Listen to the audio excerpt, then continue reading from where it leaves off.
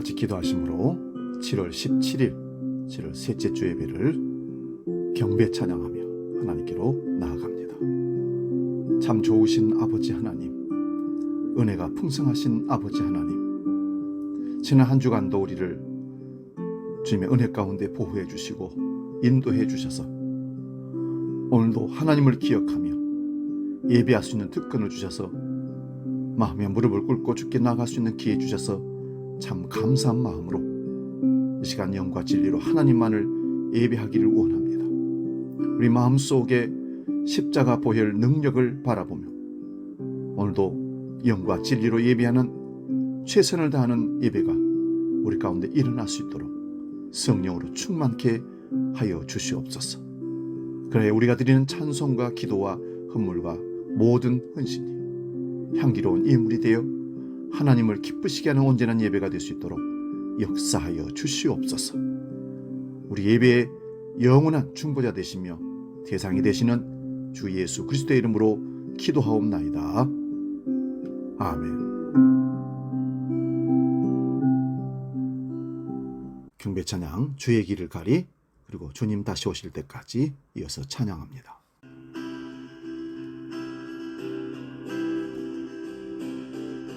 이 바람이 갈 길을 막아도 나는 가리 주의 길을 가리, 눈보라가 앞길을 가려도 나는 가리 주의 길을 가리. 이 길은 영광의 길, 이 길은 승리의 길, 나를 구원하신 주님이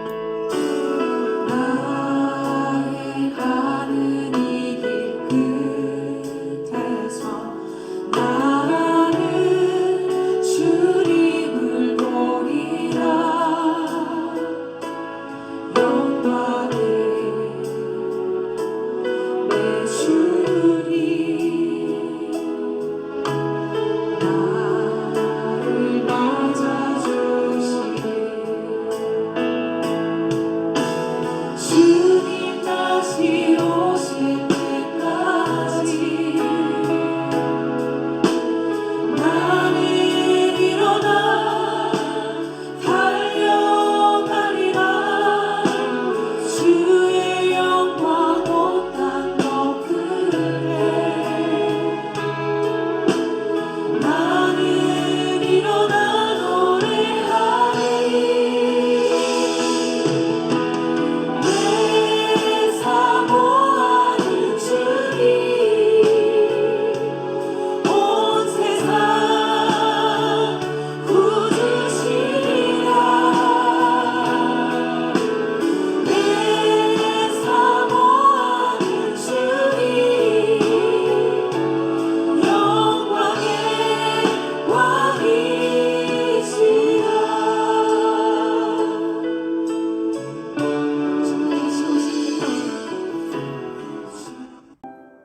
이제부터 다 같이 묵상 기도함으로 더 깊은 영의 예배로 하나님께로 나아가기를 원합니다. 주여 나를 받아주시옵소서. 우리 예배를 영과 진리로 이끌어 주옵소서. 기도합니다.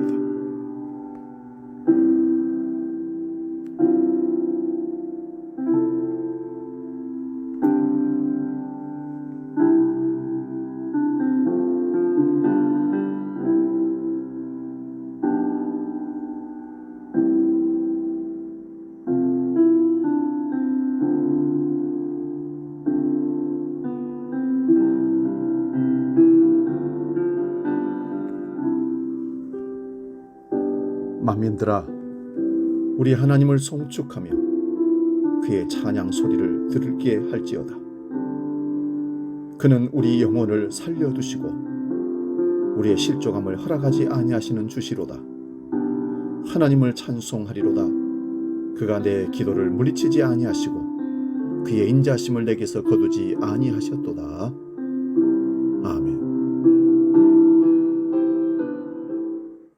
만왕의 왕이 되시는 하나님 아버지, 거룩한 주일 아침에 저희들을 한자리에 불러 모아주시고 높이 계신 주님을 찬송하게 하시니 감사드립니다. 주의 집에 거하는 자들이 복이 있다 하신 말씀대로 저희들이 주님의 집을 떠나지 아니하고 경배와 찬양을 올려드립니다. 저희들이 주의 몸된 교회에서 하나님께 경배하며 평안과 기쁨과 안식을 얻습니다. 이 시간도 마음의 무릎을 꿇고 주께로 나아가는 모든 심령들마다 사랑의 주님을 만나게 하시고 주의를 지키며 예비하는 모든 백성들에게 하늘 은총으로 가득 채워 주시옵소서. 재림의 주로 다시 오시고 계시는 예수 그리스도의 이름으로 기원하옵나이다. 아멘. 이 시간 우리 계속해서 기도할 때에 한 주간을 살면서 하나님 앞에서 사람들 앞에서 지었던 모든 죄와 허물을 고백하는, 하나님과 나만이 아는 죄를 고백하는 참회 기도를 진실한 마음으로 십자가의 보혈을 의지하며 간구하기를 원합니다. 기도하겠습니다.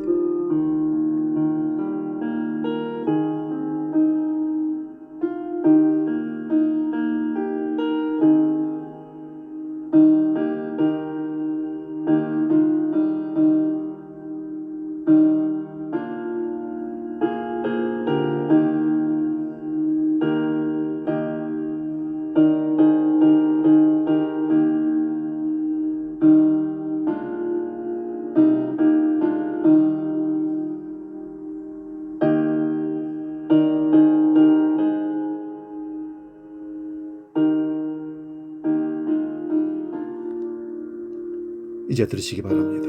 하나님께서 우리에게 용서의 말씀을 주십니다. 내가 그들의 악행을 사하고 다시는 그 죄를 기억지 아니하리라. 나 여호와의 말씀이니라. 아멘.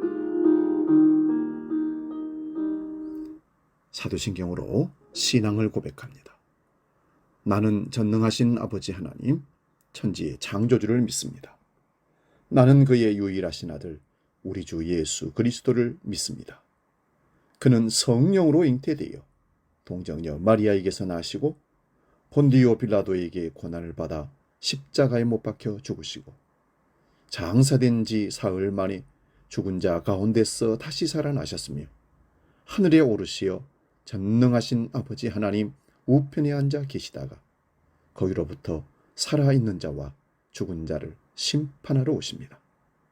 나는 성령을 믿으며 거룩한 공교회와 성도의 교제와 죄를 용서받는 것과 몸의 부활과 영생을 믿습니다. 아멘. 찬송가 445장 태산을 넘어 험곡에 가도 함께 찬송합니다.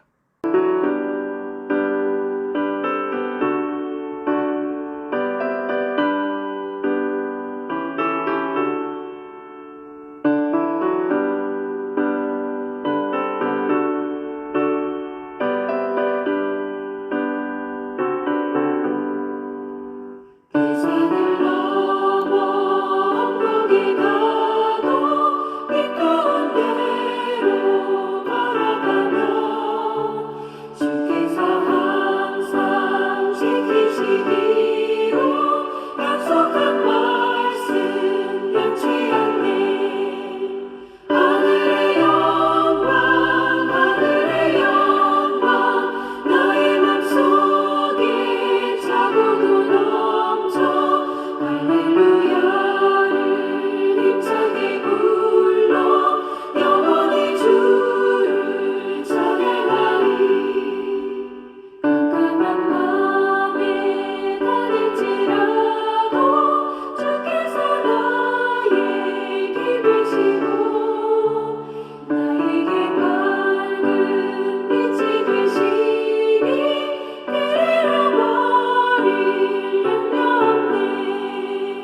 하늘의 영광 하늘의 영광 나의 맘속에 차고도 넘쳐 할렐루야를 힘차게 불러 영원히 주를 찬양하리.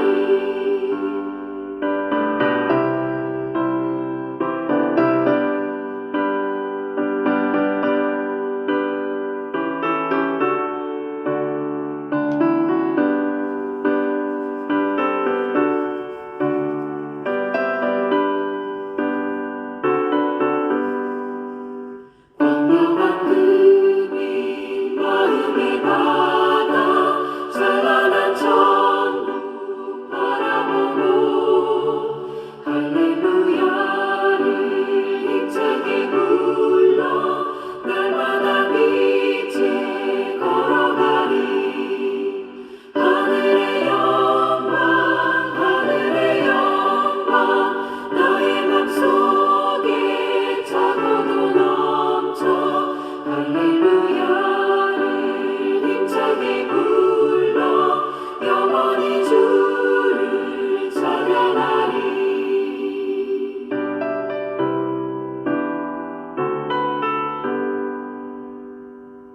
오늘 우리에게 주신 하나님의 말씀은 신약성경 마태복음 4장 1절에서 11절 말씀입니다. 이 말씀 봉독할 때에 살아계신 주님의 음성을 들을 수 있기 바랍니다. 마태복음 4장 1절에서 11절 지금 봉독합니다. 그때에 예수께서 성령에게 이끌리어 마귀에게 시험을 받으려 광야로 가사 40일을 밤낮으로 금식한 후에 줄이신지라. 시험하는 자가 예수께 나와서 이르되 네가 만일 하나님의 아들이여든 명하여 이 돌들도 떡덩이가 되게 하라. 예수께서 대답하여 이르시되 기록되었으되 사람이 떡으로만 살 것이 아니요 하나님의 입으로 나오는 모든 말씀으로 살 것이라 하였느니라 하시니, 이에 마귀가 예수를 거룩한 성으로 데려다가 성전 꼭대기에 세우고 이르되 네가 만일 하나님의 아들이여든 뛰어내리라. 기록되었으되 그가 너를 위하여 그의 사자들을 명하시리니 그들이 손으로 너를 받들어 발이 돌에 부딪히지 않게 하리로다 하였느니라. 예수께서 이르시되 또 기록되었으되 주 너희 하나님을 시험하지 말라 하였느니라 하시니, 마귀가 또 그를 데리고 지극히 높은 산으로 가서 천하 만국과 그 영광을 보여 이르되 만일 내게 엎드려 경배하면 이 모든 것을 내게 주리라. 이에 예수께서 말씀하시되 사탄아 물러가라. 기록되었으되 주 너희 하나님께 경배하고 다만 그를 섬기라 하였느니라. 이에 마귀는 예수를 떠나고 천사들이 나와서 수종드니라. 아멘. 홍독한 말씀으로 예수의 길이라는 제목으로 말씀을 상고하면서 피차 은혜를 나눕니다. 예수의 길. 우스갯소리 한마디 하면서 오늘 말씀을 시작합니다. 어느 경건한 천주교 신부님이 마차를 타고 어딘가를 가고 계셨더랍니다. 그의 왼편에는 매우 아름다운 여인이 앉아 있었고 오른편에는 비미인이 앉아 있었다고 합니다. 마차가 흔들릴 때마다 신부님은 지그시 눈을 감고 기도하고 계셨습니다. 가만히 기도를 들어보니 기도는 딱 두 마디였 뿐이었습니다. 마차가 왼쪽으로 쏠릴 때는 주님 뜻대로 하옵소서. 오른편으로 쏠릴 때는 시험에 들지 않게 하옵소서. 아름다움에 경건한 신부님의 마음도 살짝 흔들렸던 것 같습니다. 이런 마음의 흔들림이야 어떤 의미에서는 참 인간적이라 할 수 있겠습니다. 이렇게 살짝 흔들리는 마음조차 종교적 계율이나 규범으로 단죄한다면 세상은 삭막한 곳으로 변할 것입니다. 하지만 이 세상은 참 험한 곳입니다. 조금만 실수하면 그냥 공격해버립니다. 그래서 주님도 시험에 들지 말게 하소서라고 기도를 가르쳤던 것입니다. 자칫 한눈을 팔면 타락의 벼랑으로 굴러 떨어질 수 있는 게 사람이기 때문입니다. 예수님도 공생애를 시작하기 전 광야에서 사탄에게 시험을 받으셨습니다. 그것은 일상적 시험이 아니라 근본적 시험이었습니다. 그 시험을 통해 예수님의 삶의 방향이 결정되었다고 볼 수 있습니다. 예수님은 마술적인 신앙을 거부하시는 분이십니다. 사탄은 줄이신 예수님께 달콤한 유혹을 던집니다. 네가 하나님의 아들이거든 명하여 이 돌들도 떡덩이가 되게 하라. 시험하고 유혹하는 자로 이 세상에 존재하는 사탄은 역시 만만한 존재가 아닙니다. 그는 금식하는 동안 예수님을 괴롭혔던 근본적인 문제를 들고 예수님께 유혹하고 나온 겁니다. 주님은 육체를 가진 사람들이 겪는 아픔과 슬픔이 어디에서 비롯되는 것인가? 그리고 그 아픔과 슬픔을 덜어주기 위해서는 어떻게 해야 할 것인가를 두고 하나님 앞에서 엎드렸던 것입니다. 사탄은 즉각적인 해결을 예수님께 제안하는 것입니다. 정말로 굶주린 이들을 돕고 싶다면 당장 이 광야에 널려있는 돌들을 떡으로 바꿔보라는 것입니다. 우리도 이런 유혹에 빠질 때가 있습니다. TV 광고에 저 아프리카의 깡마른 엄마 팔에 안긴 채 엄마 저 또 빨 힘이 없어 퀭한 아이들의 눈을 볼 때마다, 집을 잃고 주위에 떨고 있는 사람들을 볼 때마다, 부모를 잃고 먹을 것이 없어서 남의 가게에서 음식을 훔쳐먹다가 잡혔다는 소식을 들을 때마다 돌을 떡으로 바꿀 수 있다면 그렇게라도 하고 싶은 심정이 우리 생각에 들곤 합니다. 하지만 예수님은 그런 제안을 거절하시며 말씀하셨습니다. 사람이 떡으로만 살 것이 아니요 하나님의 입에서 나오는 모든 말씀으로 살 것이니라. 그렇지만 이 말씀으로 우리 마음이 시원해지지는 않습니다. 예수님은 땅의 현실에 눈을 감고 계신 것일까요? 아니면 하나님 말씀이 떡의 문제보다 더 근원적이라는 사실을 우리에게 가르치려는 것일까요? 여기서 우리가 유의해 보아야 할 대목이 있습니다. 예수님이 거절하신 것은 떡의 문제가 아니라 돌을 떡으로 바꾸는 문제입니다. 사탄은 예수님에게 마술사가 될 것을 요구하고 있습니다. 돌은 돌이고 떡은 떡입니다. 돌을 떡으로 바꾸는 것은 하나님의 질서가 아닙니다. 그런데도 사탄은 예수님에게 그 질서를 깨뜨릴 것을 지금 요구하고 있습니다. 우리는 애당초에 돌을 떡으로 바꿀 능력이 없으니까 이런 시험은 우리에게 해당하지 않는다, 그렇게 생각할 수 있습니다. 그렇지 않습니다. 우리는 현실 속에서 돌을 떡으로 바꾸라는 사탄의 음성을 끊임없이 듣고 있습니다.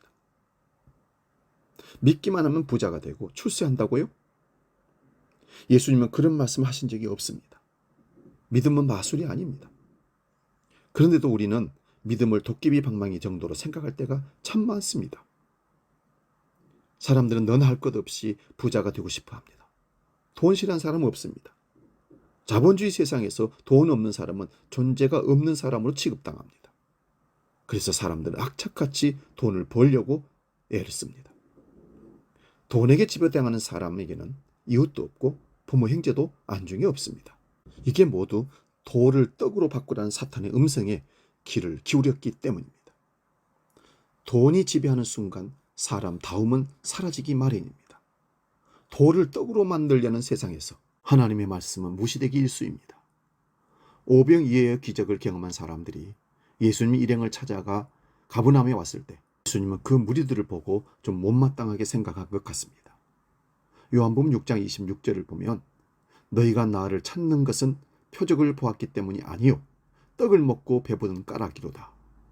떡의 문제는 중요합니다. 하지만 그것은 우리 삶의 한 부분일 뿐입니다.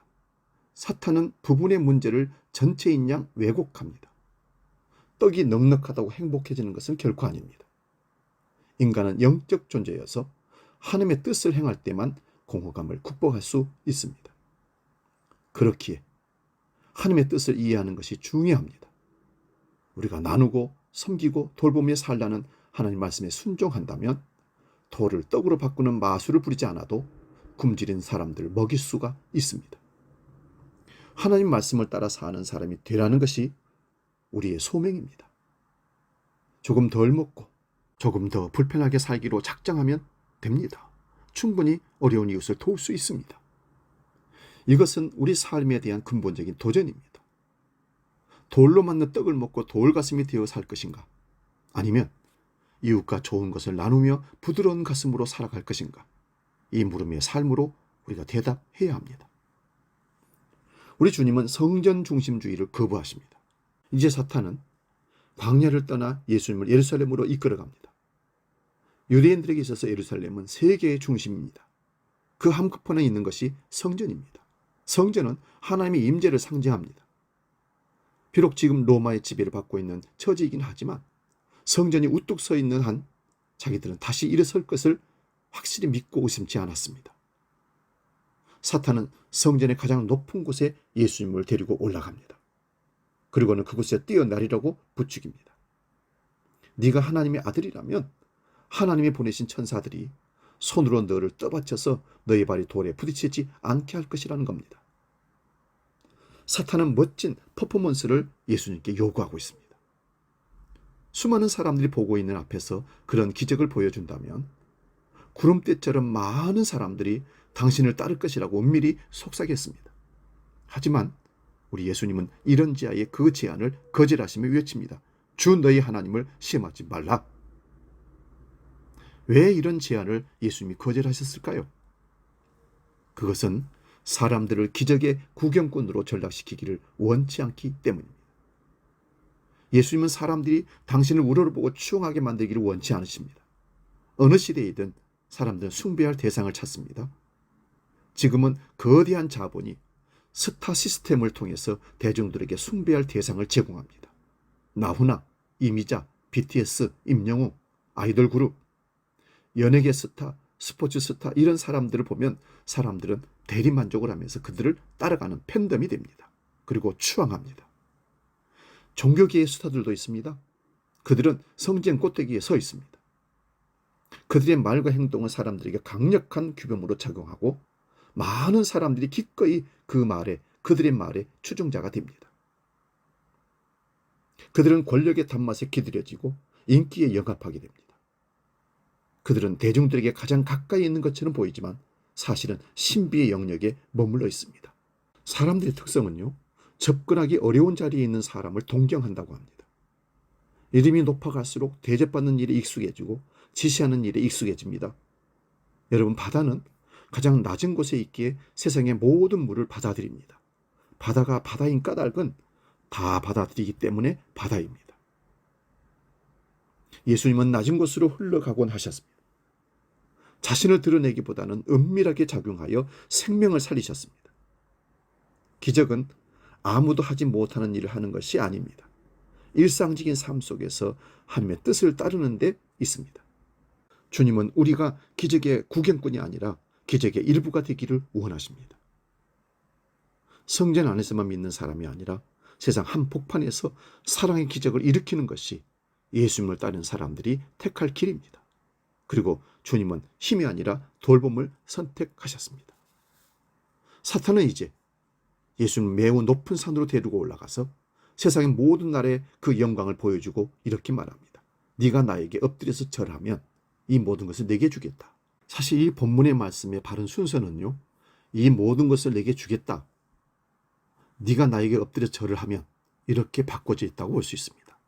사탄은 먼저 모든 나라와 영광을 주겠다고 말을 던집니다. 그리고는 조건을 붙입니다. 나에게 엎드려 절하면. 참 교묘한 유혹입니다. 여러분, 사탄은 처음부터 우리의 양심을 끄림직하게 만드는 조건을 들고 우리를 유혹하지 않습니다. 그렇게 하면 우리가 넘어갈 수가 없지요. 도망가 버립니다. 요즘 저는 가끔 젊은 아가씨들의 전화를 받습니다. 그들의 목소리는 참 밝고 호의적입니다. 그러면서 내가 놓쳐서는 안 될 좋은 기회가 있다고 말합니다. 그럴 때마다 나는 뒤에 붙은 조건을 듣지 않으려고 고맙지만 사양하겠습니다 하고 전화를 끊습니다. 여러분, 세상에 하나님의 은혜를 빼고는 공짜는 없습니다. 사탄은 권력의 교약관계를 맺기도 합니다. 권력이 가진 사람을 종속시켜서 그를 통해서 사탄의 목적을 달성합니다.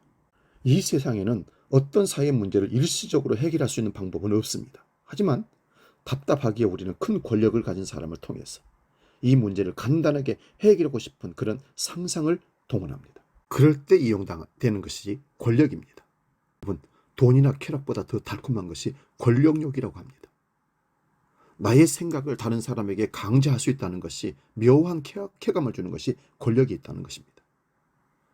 그것을 얻기 위해서 사탄에게 절하는 순간 우리 삶의 소속이 바뀌어버립니다. 사탄에게 종속되는 것입니다. 우리가 사탄에게 종속되는 순간 우리는 양심에 따라 행동하는 능력을 잃게 됩니다. 진리를 추구하는 영적인 자유도 잃어버립니다. 사탄과 죄휴를 맺은 권력의 가장 큰 문제는 그 자리를 보존하기 위해서 백성들을 억압한다는 데 있습니다. 예수님이 사탄의 제안을 거절한 것은 권력과 힘을 가지고 세상을 아름답게 만들 수 없음을 너무나 잘 아셨기 때문일 것입니다. 예수님의 길은 인생의 대박을 꿈꾸는 사람들의 길과는 전혀 다릅니다. 우리의 급한 성격은 빨리 이 문제를 벗어나고 싶은 충동에 어떤 값을 치르더라도 빅딜을 통해서 빨리 해결하려고 합니다. 그럴 때 사탄이 유혹합니다. 그래서 사람들은 권력이 높은 사람을 찾습니다. 세계에서 제일 가는 것을 찾습니다. 가장 영향력 있는 사람을 찾습니다. 그리고 그들을 통해서 그 문제를 해결하려고, 일시에 해결하려고 유혹하고 다가갑니다. 우리는 알게 모르게 사탄에게 이런 식으로 절하고 살고 있는지도 모릅니다. 마더 테레사는 자기의 사역을 이렇게 요약한 바가 있습니다. 나는 결코 대중을 사랑하지 않으려고 한다. 난 다만 한 개인을 바라볼 뿐이다. 난 한 번에 단지 한 사람을 사랑할 수 있다. 한 번에 단지 한 사람을 껴안을 수 있다. 단지 한 사람씩만 나는 사랑한다.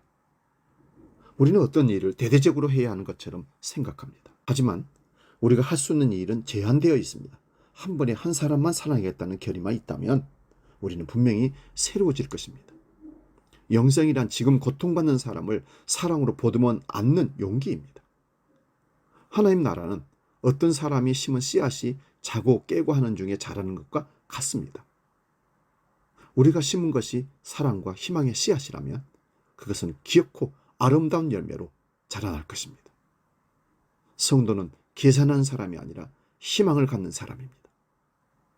예수님께서 광야에서 당하신 시험은 육적인 욕망의 탈을 벗기는 기회였습니다. 그 이후로 예수님은 흔들리지 않는 바위처럼 당신의 길을 걸어가셨습니다. 우리는 그 길이 생명의 길이라고 믿기에 그 길을 따르기로 한 사람들입니다. 물질과 허영심과 권력의 유혹을 물리치고 나면 우리 삶도 맑아질 것입니다. 예수님이 택하신 좁은 길을 통해 우리는 하늘에 이를 것입니다. 요즘 앞길이 막막하다고 말하는 분들이 많습니다. 경제적인 어려움을 겪는 분들, 갑자기 설자를 잃어버린 사람들이 그렇습니다. 또 세월은 자꾸 흘러가는데 인생살이에서 이뤄놓은 것이 없다고 느끼는 사람들도 있습니다. 길은 정말 없는 것일까요? 저는 누구에게나 길이 있다고 단언하고 싶습니다. 미국에서 성공한 기업가가 이런 말을 한 적이 있습니다. 그분은 삶이 공고할 때마다 자기 스스로에게 이렇게 말했답니다. 이 사람들 할 수 있고 저 사람들 할 수 있는데 나라고 못할 게 뭐 있느냐. 뭐 대충 이런 뜻일 겁니다. 그는 적극적으로 자기 삶에 도전했고 그래서 삶에 휘둘리기보다는 삶을 조정하면서 살게 되었습니다. 그는 희망의 증거로 우리 앞에 있습니다. 하지만 저희가 누구에게나 길이 있다고 말하는 것은 적극적인 사고방식을 말하는 게 결코 아닙니다. 예수님 안에 있는 길을 말하는 것입니다. 예수님은 자신을 길에 비유했습니다. 내가 길이요, 진리요, 생명이다. 주님의 삶은 어딘가에 머물러 있는 삶이 아니라 항상 움직이는 삶이었습니다. 예수님도 답답한 지경을 만나셨습니다. 하지만 그때마다 예수님은 그 상황을 뚫고 나가셨습니다. 적극적 사고방식 때문이 아니라 그것이 가야 할 길이기 때문에 묵묵히 가셨던 겁니다. 사랑하는 여러분, 사랑 속에 길이 있습니다.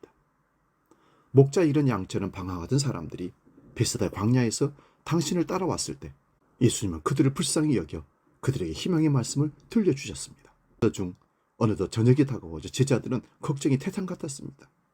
군중들은 굶주렸고 잘 곳조차 마땅치 않았습니다. 제자들은 그들을 돌려보내야 한다고 말했습니다. 그것밖에는 대안이 없었기 때문입니다. 하지만 예수님은 그들에게 먹을 것을 주라고 말씀하셨습니다. 그들의 문제에 깊이 감흥하신 것입니다. 하지만 방법은 없었습니다. 왜냐하면 거기는 들녘이 있거든요. 돈도 없을 뿐더러 빵을 살 수 있는 가게도 없었습니다. 제자들은 예수님의 그 지시에 불합리성을 지적하지만 예수님은 보리떡 5개와 물고기 2마리로 그들을 배불리 먹이셨습니다. 제자들의 눈에는 문제를 타결할 수 있는 길이 없었습니다. 하지만 예수님의 사랑 속에는 길이 있었던 것입니다. 홀로 한적한 곳에 가셔서 기도하시던 예수님은 사랑하는 제자들이 풍랑 속에 시달리는 것을 보시고 성난 물결이 설레는 바다를 걸어 제자들에게 다가가셨습니다.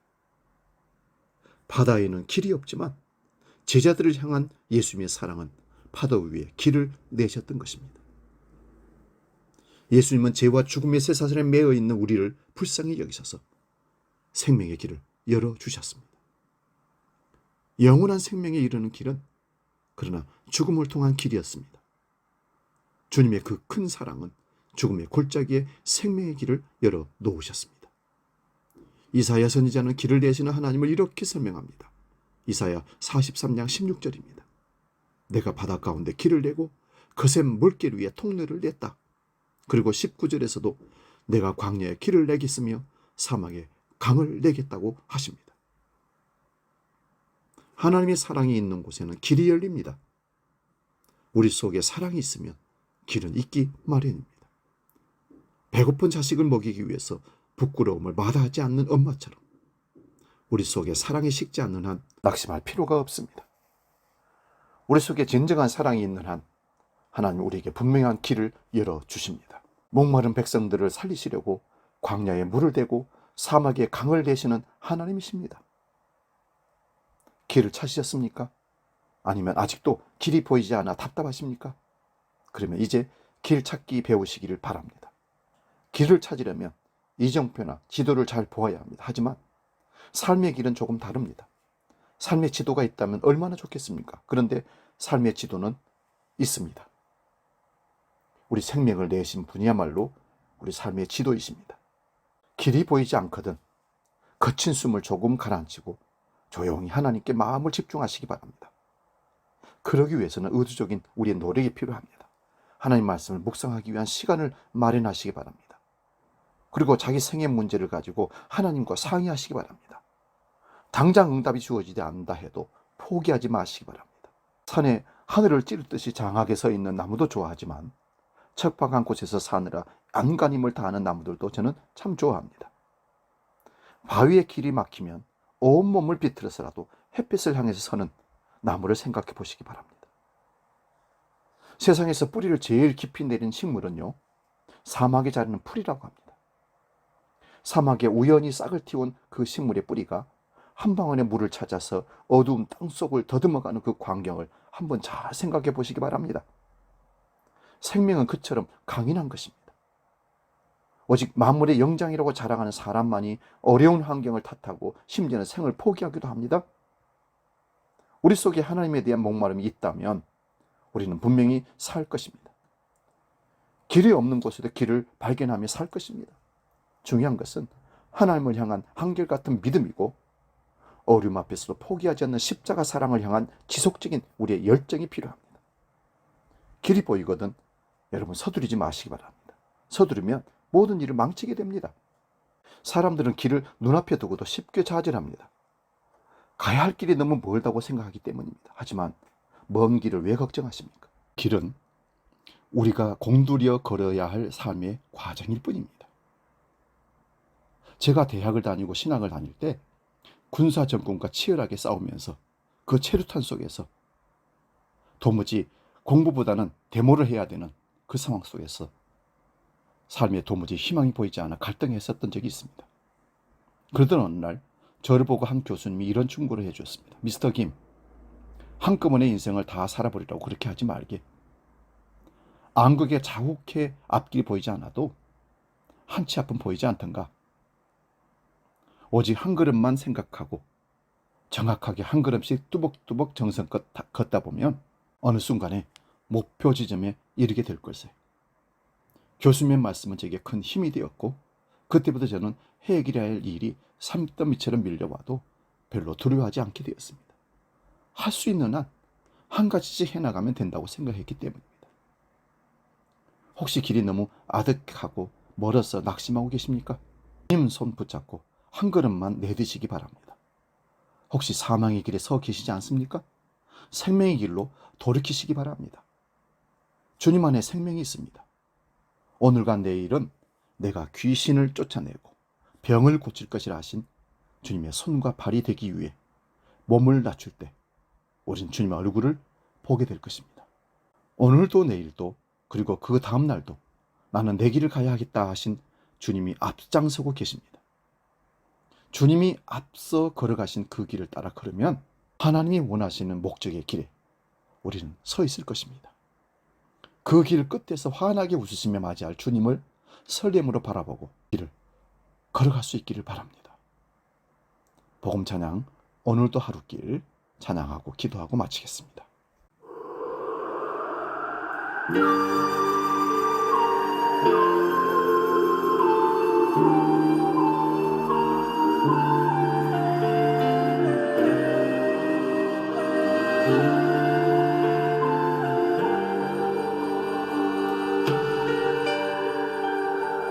오늘도 하루길 나그네 길을 나 혼자 가야 해. 멀고도 험한 길 나그네 길을 나 혼자 가야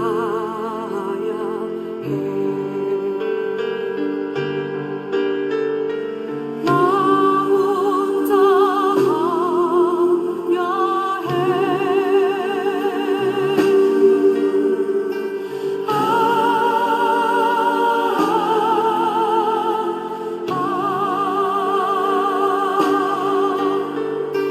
갈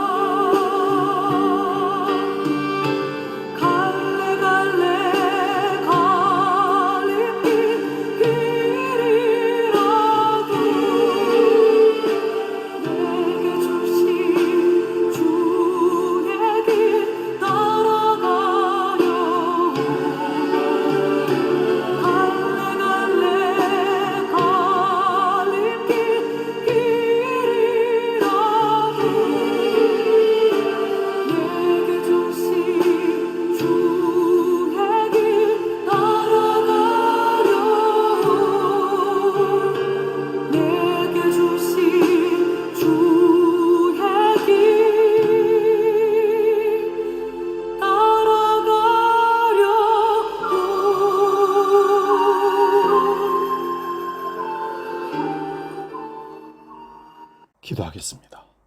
살아계신 아버지 하나님, 주님이 가신 그 길, 십자가의 길을 우리도 걷기를 원합니다. 먼저 걸어가시면서 보여주신 그 생명의 길을, 그 좁은 길을 우리도 걷기를 원합니다. 오직 아버지 하나님 말씀대로 순종하고 걸으신 예수의 길을 좌로나 우로나 치우치지 않고 그 십자가의 길을 걸을 수 있도록 믿음과 용기와 결단을 우리에게 허락하여 주옵소서. 이제는 오늘 드려진 헌금을 놓고 봉헌 기도하겠습니다.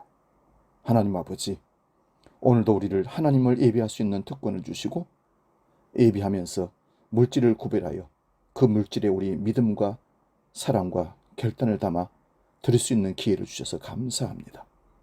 수입의 11조를 정직하게 구분하여 드리면서 신앙의 원리를 하나님께 고백합니다. 모든 것이 하나님의 것입니다. 감사의 물을 드리면서 신앙생활의 모든 것은 하나님의 은혜인 것을 깨닫게 됩니다. 주정헌금을, 선교헌금을, 건축예물을 드리는 심령들 하나님 붙잡아 주시고 어려운 시기에 하나님 때문에 살아남고 풍족한 삶을 누리는 모든 문제를 해결하고 하나님의 능력을 자랑할 수 있는 간증거리가 있을 수 있는 삶이 되도록 그들 가정과 직장과 일터를, 사업장을 지켜 주시옵소서. 예수님의 이름으로 축복하며 기도하옵나이다. 아멘. 317장 부르면서 봉헌하겠습니다.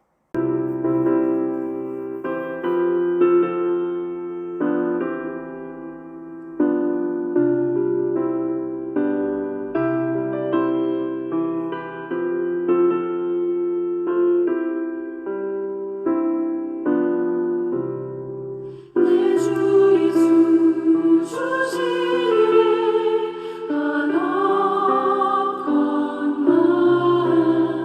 내 주 앞에 이전과 나가리니 주 예수여 내 정성을 받으소서. 주날 위해 보배로 피 흘리사 그 귀하신 생명까지 다 주시니 내 천한 몸이 생명을 왜 아끼랴. 이어서 교회 생활 소식 안내합니다. 무더위에 건강 잘 유의하시고요. 또 코로나가 재유행된다는 얘기도 있습니다. 우리 거리두기 또 손 씻기 이렇게 방역 잘 지키셔서 어려운 일 당하지 않도록 그렇게 해주시면 고맙겠습니다. 오늘 예배 후에 본당에서 남선교회 올리회를 갔습니다. 다음 주에는 여전도의 올리회로 갔습니다.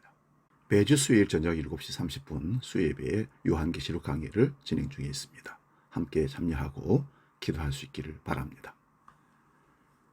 여름 휴가 안내입니다. 우리 김창희 전사님 가정 7월 25일부터 한 주간 동안 휴가를 갔습니다. 기도해 주시기 바랍니다.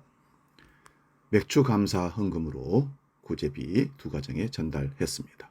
우리 환우들 황우재 권사님, 이상철 집사님, 홍일군 권사님, 나성화 집사님 회복되고 빨리 주님 앞에 영광 돌리는 그날 건강한 모습으로 다시 만날 수 있도록 여러분 기도해 주시기를 바랍니다. 다른 광고는 주보를 참고하시고 찬송가 55장 함께 찬송하고 축도하고 예배 마치겠습니다.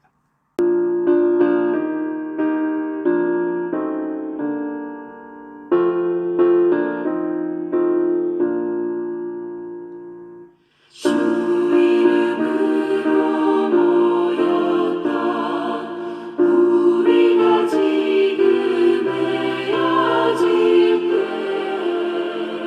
언제나 함께 하시며 평안케 하소서.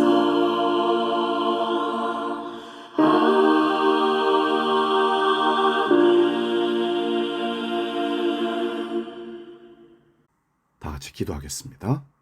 살아계신 아버지 하나님, 우리가 따르는 이가 예수 그리스도이십니다. 주님이 가신 그 길, 예수의 길을 오늘 확인하고 다시 다른 방향으로 갔던 길을 돌이켜서 주님을 따라가기를 원합니다.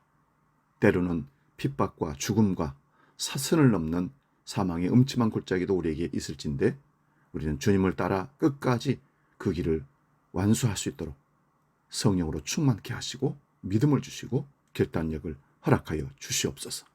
매 순간 주님 따르는 주님의 제자인 것을 깨닫고 주님에게서 벗어나지 않도록 강력하게 지키시고 인도하여 주시옵소서. 이제는 길이요 진리요 생명이시며 우리의 영원한 인도자가 되시는 주 예수 그리스도의 은혜와 아버지의 크고 놀라우신 사랑과 성령 하나님의 도우시고 인도하시는 크신 역사가 예수의 길을 분명히 보고 그 길을 따르기로 결단하고 나아가는 모든 주한 백성들 머리 위에 주 안에 있는 모든 성도들 위해 영원히 함께 하시기를 간절히 축원하옵나이다. 아멘.